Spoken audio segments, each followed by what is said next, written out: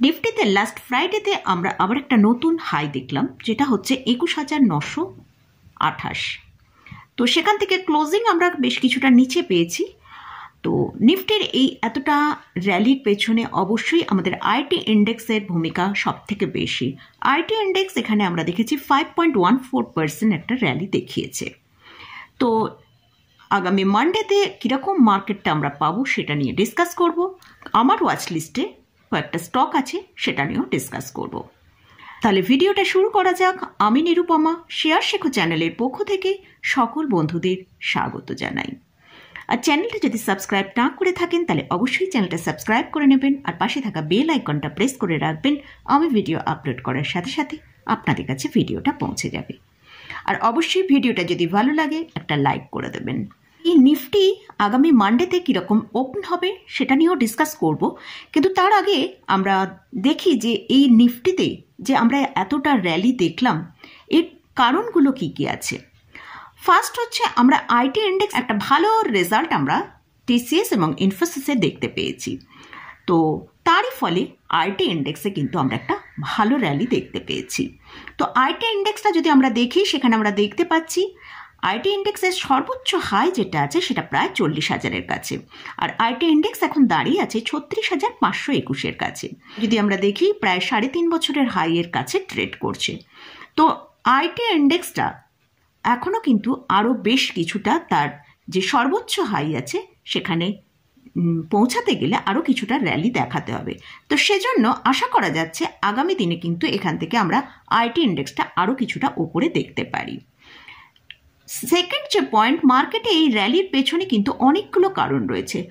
আমরা সকলেই জানি 22শে জানুয়ারি রাম মন্দিরের ইনগ্রেশন আছে, সামনে বাজেট আছে, আর Q3 রেজাল্ট তো সেশন শুরুই হয়ে গেছে, আমরা 11 জানুয়ারি থেকে দেখতে পাচ্ছি। মোটামুটি এইসব রিজনগুলোর জন্যই আমরা কিন্তু মার্কেটকে এখন বেশ হাইতেই দেখতে পাচ্ছি। এবারে আমরা দেখব যে ডাউন জোন এবং ন্যাসড্যাক কিরমভাবে লাস্ট ফ্রাইডেতে ক্লোজিং হয়েছে সেটা আমরা একবার দেখে নেব। ডাউন জোনে আমরা দেখতে পাচ্ছি যে প্রায় 118 পয়েন্ট নেগেটিভে ক্লোজিং হয়েছে, আর সেখানে ন্যাসড্যাক ক্লোজিং হয়েছে ফ্ল্যাট টু পজিটিভে। তো মানডেতে মোটামুটি আমরা মার্কেটটা হয়তো নেগেটিভ মোডে ওপেনিংটা দেখতে পাবো, তবে সেখানটা কিন্তু আমাদের বেস্ট অপরচুনিটি হবে বাই করার জন্য, কারণ মার্কেটে এই সময় কিন্তু একটা বুলিশ মোড তৈরি হয়েছে। মার্কেট কিন্তু ওপরের দিকেই আশা করা যাচ্ছে বেশ কিছুদিন এখন একটা র্যালি দেখাবে। নিফটির জন্য যে স্ট্রং সাপোর্টের কাজটা করছে সেটা হচ্ছে 21,850। 21,850-এর ওপর যতক্ষণ আছে নিফটিতে আমরা কিন্তু কোনো ভয়ের চিন্তা নেই, নিফটি ওপরের দিকেই মুভ করার চেষ্টা করবে। তাই নিফটিতে ওপরের দিকে ফার্স্ট টার্গেট হচ্ছে 21,928। নেক্সট যে টার্গেটটা সেটা হচ্ছে 22,000।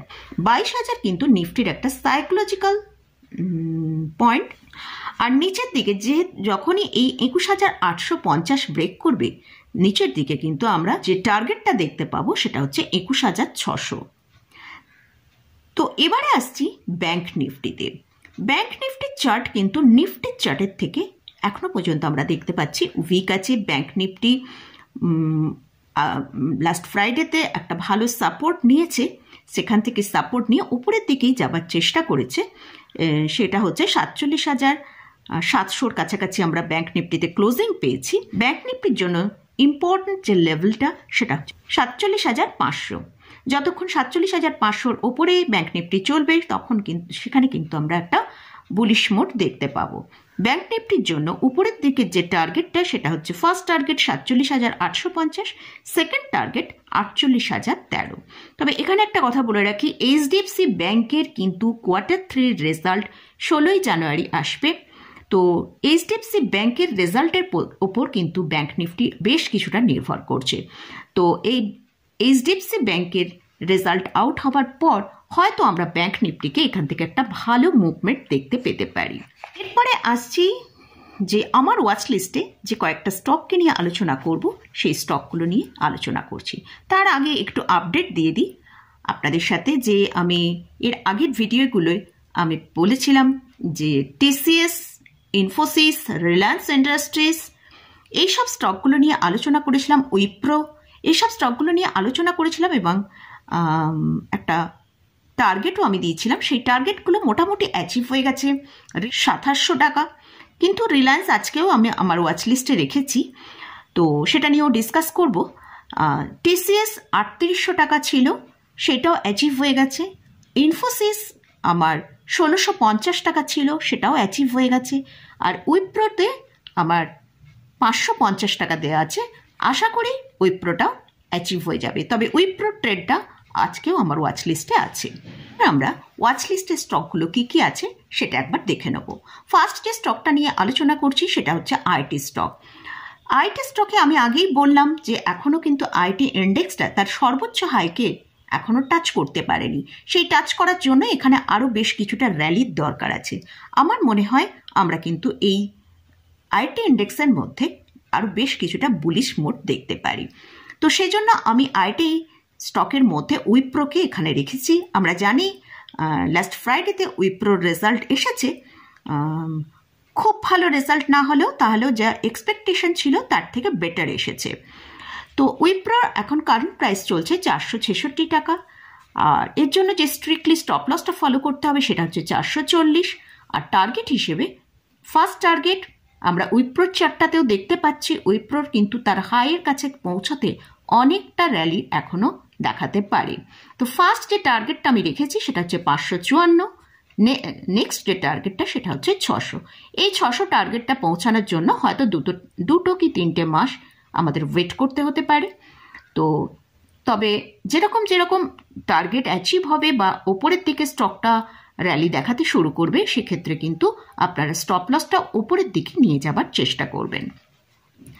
নেক্সট যে স্টকটা নিয়ে আলোচনা করছি সেটা হচ্ছে ওএনজিসি। ওএনজিসির এখন কারেন্ট প্রাইস চলছে 224 টাকা। এই স্টকটা আমার ওয়াচ লিস্টে এই কারণেই রেখেছি, এই স্টকটাকেও আমরা যদি দেখি এই স্টকটা 20 ডেজ মুভিং অ্যাভারেজের ওপরে চলছে। আর এই স্টকটার জন্য যেটা স্ট্রিক্টলি স্টপ লসটা ফলো করতে হবে সেটা হচ্ছে 210 টাকা। আর টার্গেট হিসেবে আমরা দেখতে পারি 250 টাকার কাছে। নেক্সট যে স্টকটা নিয়ে আলোচনা করছি সেটা হচ্ছে আইআরসিটিসি। আইআরসিটিসি কিন্তু অনেক নিউজ এখন রয়েছে। 22শে জানুয়ারি অনেক এখানে রাম মন্দিরে যাবার জন্য যে বিভিন্ন স্পেশাল ট্রেন চালু করার ব্যবস্থা হয়েছে, সেই সবের পরিপ্রেক্ষিতে কিন্তু এই রেলের স্টকের ওপর একটা বুলিশ মোড তৈরি হচ্ছে। তো সেই ক্ষেত্রে আমি আমার এখানে এই রেল স্টকের মধ্যে আইআরসিটিসিকে রেখেছি এবং আমরা চার্টে দেখতে পাচ্ছি যে আইআরসিটিসিতে কিন্তু একটা ব্রেকআউট এসছে। তো সেক্ষেত্রে এখন আইআরসিটিসির দাম চলছে 950 টাকার কাছে। স্টপ লস হিসেবে যেটা স্ট্রিক্টলি ফলো করতে হবে সেটা হচ্ছে 913 টাকা। ফার্স্ট টার্গেটটা 1080 আর নেক্সট যে টার্গেটটা সেটা হচ্ছে 1106।